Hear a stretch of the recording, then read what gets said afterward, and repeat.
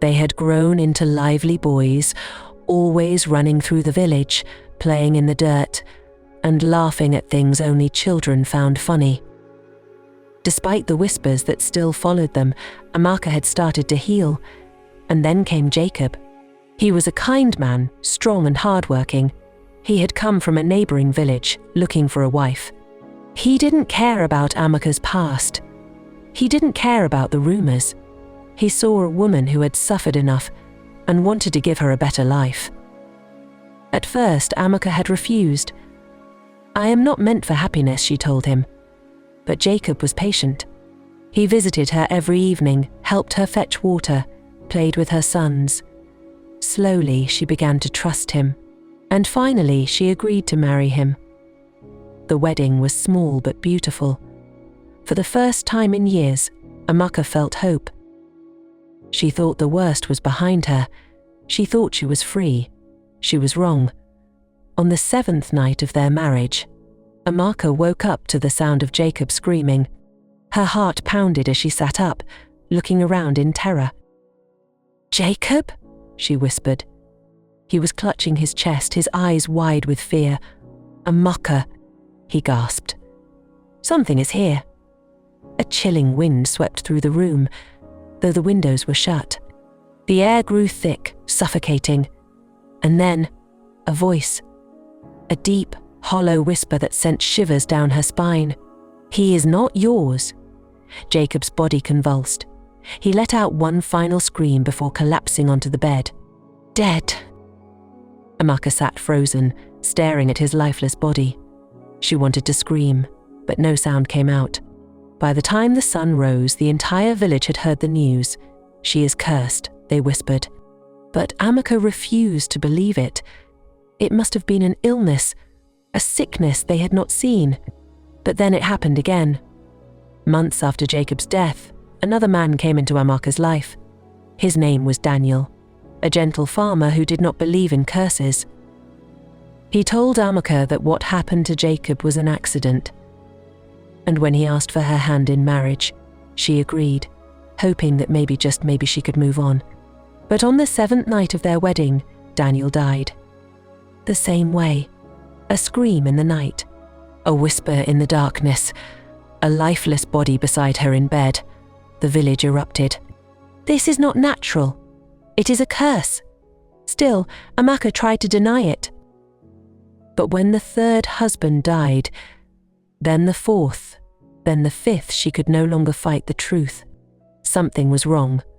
Something unnatural. And the village had made up its mind. Amaka had to go. It was a cold evening when the elders called a meeting. The village square was full, everyone whispering among themselves as the chief stood before them. "Amaka," he said, his voice heavy with judgment, "your presence here is a danger to us all. You have been married 5 times, and 5 times your husbands have died." Amaka stood in the center, her heart pounding. "This is not my fault," she cried, but the elders would not listen. "You bring death wherever you go," one of the women said. "You must leave," the chief declared. Her mother begged them. "Please, she has nowhere to go." Hadaeza cried, clutching Amaka's sons to her chest. But the village was unmoved. "If she stays, more people will die." That night, Amaka packed what little she had. With her 2 sons holding each of her hands, she walked out of the village and into the unknown. The place she had called home for so long had turned its back on her. She had lost everything, and for the first time in her life, she had nowhere to go. The first night after Amaka was banished from the village was the longest night of her life. She walked aimlessly with her 2 sons, their small hands clinging tightly to hers. The sky was dark, the cold wind biting at their skin as they wandered through unfamiliar paths. The moon was their only source of light, casting eerie shadows on the ground. The village she had known all her life was now behind her, and ahead was only uncertainty. "Mama, where are we going?" Chibuzo asked, his voice small and tired. Amaka swallowed hard, forcing herself to sound strong. "Somewhere safe, my love," she whispered. But the truth was, she had nowhere to go. For the first time, she understood what it truly meant to be alone. The first few days were the hardest. Amaka tried to find shelter in the neighboring villages, but as soon as people recognized her, they shut their doors. Word had spread quickly about the woman cursed by death. "Go away," an old woman screamed when Amaka knocked on her door. "We don't want your bad luck here." Even those who had once been kind to her now treated her like a plague. Everywhere she went, people turned their backs. She and her children slept on the streets, curling up under trees when the night grew cold. They barely ate. Amaka tried begging, but people either ignored her or threw insults her way. One afternoon, she approached a food seller in the market, her stomach twisting in hunger. "Please, my children have not eaten in days," she pleaded. The woman sneered at her. "Take your cursed children away from my stall," she spat, "before you bring misfortune to my business." Amaka bit her lip, holding back tears as she turned away, her hands tightening around Chibuzo and Chigosi's shoulders. The boys didn't cry, but she could see the hunger in their eyes, the exhaustion in their tiny bodies. Her heart broke a little more each day. Days turned into weeks. Amaka grew weaker, her body frail from starvation. She had always been strong, but even the strongest can break when life refuses to show mercy. One evening, as they walked through a dusty road, Chigosi stumbled and fell. Amaka quickly knelt beside him, brushing the dirt off his face. "I'm tired, Mama," he murmured, his eyelids heavy. Amaka's throat tightened. "I know, my love," she whispered, pulling him into her arms. "Just a little longer, but how much longer could they survive like this?" She looked around, her vision blurred by tears. She had never felt so helpless, so powerless. For the first time, she considered something that had never crossed her mind before. Not because she didn't love them, she loved them more than life itself. But maybe, just maybe, if she left them outside a wealthy home, someone would take them in. Someone would feed them. Someone would give them a better life than she ever could. The thought alone made her stomach turn. No. She would not abandon them. She would fight, even if it killed her. The next morning, Amaka woke up to the sound of voices. She opened her eyes slowly, blinking against the bright sunlight. Her sons were still asleep, their tiny bodies curled against her. She turned her head and saw a group of men in fine clothing standing a few feet away. One of them was looking directly at her. Tall, with a neatly trimmed beard and sharp eyes, he had an air of importance about him. His clothes were nothing like the simple wrappers and tunics the villagers wore. They were rich, elegant, like something a nobleman would wear. Amaka quickly sat up, instinctively pulling her sons close. The man took a step forward. "Amaka?" he asked, his voice deep but gentle. She froze. How did he know her name? She studied his face, searching for something familiar, but she had never seen him before. "Who are you?" she asked cautiously. The man exhaled, as if he had been waiting a long time for this moment. "My name is Chief Obina," he said. "I am looking for someone." Amaka's heart pounded. She had heard that name before. Obina. The name of the wealthy merchant whose son had gone missing years ago. The name of the man who had spent years searching for the boy who was now known as John, the madman. Amaka felt the world tilt beneath her. "What do you want with him?" she whispered, her voice barely audible. Obina studied her for a long moment before answering. "He is my son." And with those 4 words, everything changed. Amaka sat frozen, her heart pounding as Chief Obina's words echoed in her ears. "He is my son." She could barely breathe. John the madman, the father of her children, was the son of a wealthy man. It was impossible. The man standing before her was nothing like the wild, ragged figure she had known in the village. He was dignified, powerful, a man of status. How could he be connected to the lunatic who had terrorized the streets for years? She looked at Chief Obina's face, searching for any sign of madness, but all she saw was sadness. "You're lying," she whispered. The chief exhaled deeply. "I wish I were." He turned to one of the men beside him, a tall, well-dressed man who had been silent the whole time. "Bring it." The man nodded and handed him a small, worn-out photograph. Obina turned it toward her. Amaka's breath caught in her throat. The picture was old, the edges frayed, but the face staring back at her was unmistakable. It was John. But he wasn't mad. He wasn't covered in dirt, wearing rags, or screaming in the streets. He was young and handsome, standing beside Chief Obina in an expensive suit, his hair neatly cut. He looked normal. Before he was known as John the Madman, the chief said, his voice laced with sorrow, he was known as Ebube Obina, my only son. Amaka couldn't believe what she was hearing. "How?" she stammered. "How did he become like that?"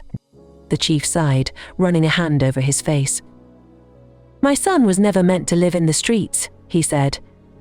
"He was born into wealth, raised with the best education, the finest clothes, the kind of life many only dream of." Obina's voice grew softer, distant, as if he was reliving a memory. "But there was one thing I could never give him: freedom." Amaka frowned. "Freedom." Obina nodded. "I had dreams for him, big dreams. I wanted him to take over my businesses, to marry the right woman, to follow the path I had set for him. But Ebube was different. He had his own mind, his own heart. He didn't want wealth." Amaka asked, confused. "Oh, he wanted wealth," Obina said with a sad smile, "but he wanted to earn it himself. He wanted to be more than just my son. He wanted to prove that he could survive without my name." Amaka listened in silence. "When he was 23, he did something that broke my heart. He ran away." Amaka's eyes widened.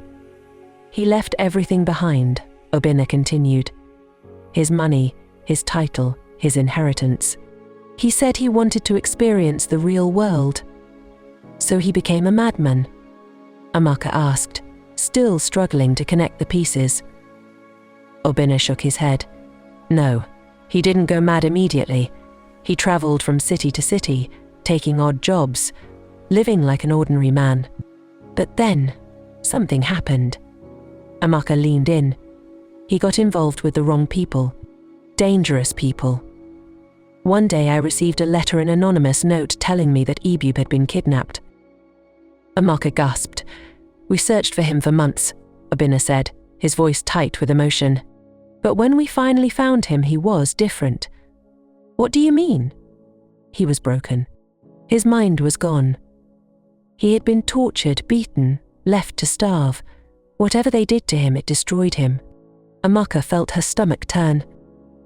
"We tried to bring him home," Obina continued. "But he refused. He ran away again, disappearing into the streets. We searched for years, but it was as if he had vanished into thin air." Amaka swallowed hard.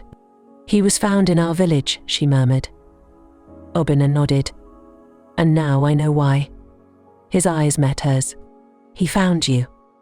Amaka's heart clenched. John or Ebube had never been just a madman.